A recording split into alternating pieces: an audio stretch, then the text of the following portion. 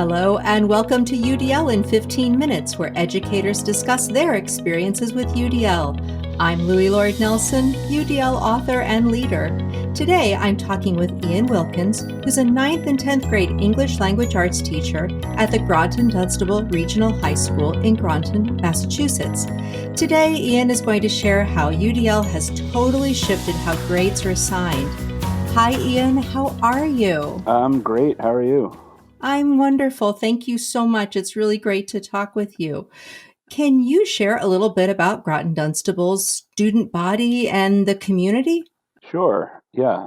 Groton and Dunstable are both pretty small suburban towns in Massachusetts, kind of at the outer edges of the Boston metropolitan area. They're both pretty middle to upper middle class socioeconomically. My student body is probably about 90% white, so not a lot of ethnic diversity. But they come from all different kinds of backgrounds. Obviously, the demographics don't tell you everything. Right. And are you guys in an inclusive setting?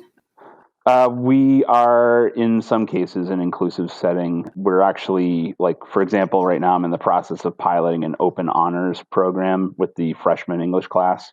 So kids of all levels are in the same room, and kids who want to take the class for honors credit can opt into that. But there also are plenty of subject matters where the leveling is more traditional. So I think we're moving in the direction of more inclusivity. Okay. All right. And then what about your students? I was just asking about students with disabilities, but do you also have English learners there? We do have a couple in the school, I will say. I have yet to have a student in any of my classes who's an English language learner. All right. So I was really picky about writing that introductory phrase of how UDL has totally shifted how grades are assigned. I think that's closer to the concept of promoting expert learning, whereas, usually we talk about giving grades, and that's really that top down. And I base that on our conversation.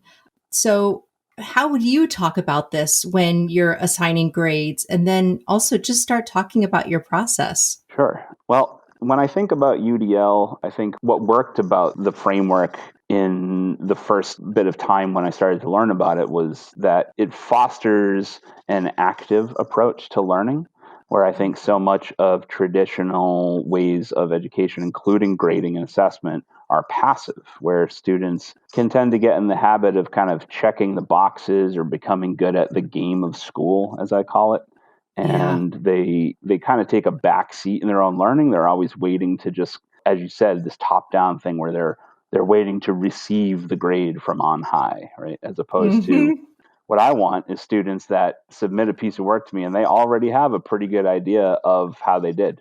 Yeah. And do they have a pretty good idea of that because you've been given them formative assessment along the way? Sure, I give them formative assessments. So the whole process, it really starts like in the first couple days of class, where I do some class discussion and some collaborative activities with them, where basically what we do is figure out how we are going to assess ourselves. Now, I've dialed that in a bit with each successive attempt at it, with each class I've had. And so the way that it works now is we have a class rubric that is very, very simple and broken up into two major categories, one of which is mindset, and that has to do with where they can look at this and they can monitor how engaged am I staying in class? Am I showing up prepared? Do I embrace the struggle that comes with learning new concepts? Those are some examples of indicators that are in that category. And then in the lower part of the rubric, it has habits that have to do with work ethic. So basically, like turning things in on time, like the basic things that you need to be doing in order to succeed. So we have that one course rubric. And then I also, I started out with that and then realized that it would be nice for us to be able to focus our attention on specific English language arts standards. So the first couple of times I went through that, I actually had my students look at every single Massachusetts English language arts standard and kind of talk to me about what they understood, what they felt they were already good at, what they were confused about. And after I did that a couple of times, I came up with this set of 9 standards that, in my opinion, have the most bang for your buck. There's a whole list of standards that come with like teacher evaluation, things like that. But we have our power standards that we choose because, in the case of my students, what I tell them is that if we focus our attention on these 9, which is doable, as opposed to saying you must focus your attention on all 50 of them or however many it is, I can't remember. If they focus their attention on those 9 power standards and they really do a good job at those, there's a lot of overlap into the other standards. Now, when I deliver instruction, I'm still using the full set of standards, but when it comes to having my students' attention in terms of self-assessment, I want them more focused. I see. That makes sense. That absolutely makes sense. So earlier you talked about having your students embrace their struggles. How do you bring them into that? That is so interesting. Yeah, it is interesting. I mean, it's a mindset thing, so it's hard because there are elements of that are impalpable almost, or feel that way. Like it's hard to actually pinpoint. And I've tried many different things. As a school a few years ago, we all read the book Mindset by Carol Dweck, very famous book about having a growth mindset versus a fixed mindset. And a huge portion of that is about embracing struggle, right? Understanding that, like, in order to learn for real, you must struggle, because the very definition of it is you're trying to do something that initially you don't know how to do. So I spend a lot of effort in the very beginning parts of the class, first couple of weeks, of just trying to kind of model that attitude for them and talk very overtly with them about how important it is for them to see struggle as something positive. Yeah. And I think I don't have any like good scientific formula for how to get them there, but obviously when you look at it through a UDL lens, if they're not engaged, and I mean like that real engagement, not compliance. I mean like they're engaged and they want to learn and they want to overcome the hurdles that stand in their way of learning this thing. You have to sort of do your best to try to foster that. Yeah, yeah. Absolutely. Okay, so I interrupted you. I took you back into the rubric. That's So okay. I guess moving forward then, because you've talked through the standards and I think you've given us a nice picture of the rubric. And so then where we go next? Sure. So, I mean, the rubrics are introduced early on, and then I tell the students, okay, so the whole process, and this has taken a little bit of time to figure out because my school, by and large, still deals with grades in a very traditional way. So the actual grade reporting system that I use, which at my school Mhm. is School Brains, it's still all numerical, right? I have to put in grades for assignments and they come out and all that stuff. So the way that I deal with that is I tell my students, okay, I do not grade individual assignments any longer. I don't grade papers. I don't grade choice assignments, any kind of standards-based assignments I do. What I do is I give them feedback and multiple opportunities at revision. And that is all about engaging in process, which is another thing I talk to them about a lot. I basically, what I tell them is, it's my job to design this stuff so that if you engage yourself thoroughly in the process, you will grow. You will get toward a place that I'm trying to get you toward. But you must engage in that process and worry a little bit less about that finished product. And I'll say that I have seen some really incredible results from that approach, especially in terms of writing. Kids who are used to checking boxes, like I talked about before, what they are familiar with is I do this set of things and I get an A. And I'm just used to that and I do that over and over again.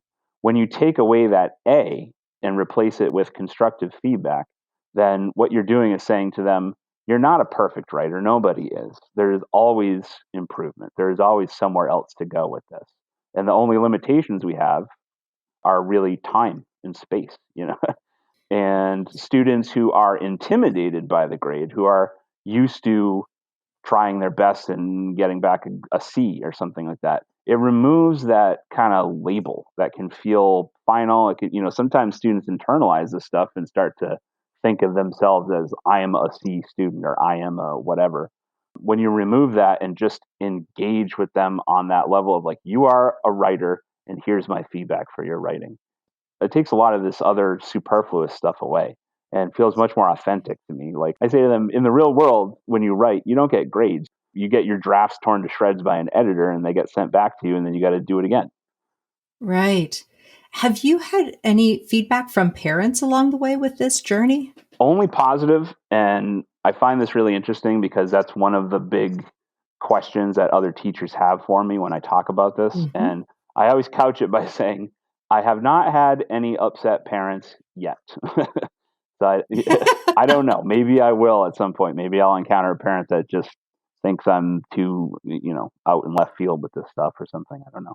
But Yeah, but it seems like you really have a solid hold on this. And the reason you've got a great why, and it's all based in Carol Dweck's work, which is heavily researched, and your implementation of giving them this wonderful rubric to follow and to engage with and to reflect on. It's just given you this beautiful platform to help move this piece forward. I think it's beautiful. oh, thank you. That's very nice. Um, You're I welcome. think, what I try to do is use that. I think you're right. The things that I'm basing it on are, they're researched and they're shown to be effective in a lot of ways, including my own anecdotally. So what I try to Mhm. do is just sort of like preemptively figure like what might parental concerns be. And I always, at the beginning of every semester, I send a fairly lengthy email home to parents that describes the whole process. Try to write it in a way that my personality comes through, my passion, my dedication, all those things. And that seems to, at least at this point, have satisfied whatever curiosity they might have about it. I've also gotten some very specific feedback from parents about how much they like it, because when they ask their children about what's going on in class, it's always a more substantive discussion when it's not just, Mm. oh, I got a, whatever on my last quiz or something. Yeah. I have one last question. So, this has taken time for you to create. About how many years or semesters would you say you've been working on this and fine tuning Yeah, it? I would say that I've just started the second semester of the school year a couple weeks ago. And this is, I think, my sixth semester run at it. So about 3 years now. Hmm. Yeah. So you are absolutely modeling growth mindset throughout this whole thing yourself, Yeah, which is I just try to brilliant. throw it out there and see what happens. I mean, I will say Yeah. that I'm very, very lucky to have a supportive environment, and I'm very lucky to have had a lot of professional development in UDL right from the get go when I got to this district. And not everybody has those Yeah. resources, so that makes a big difference.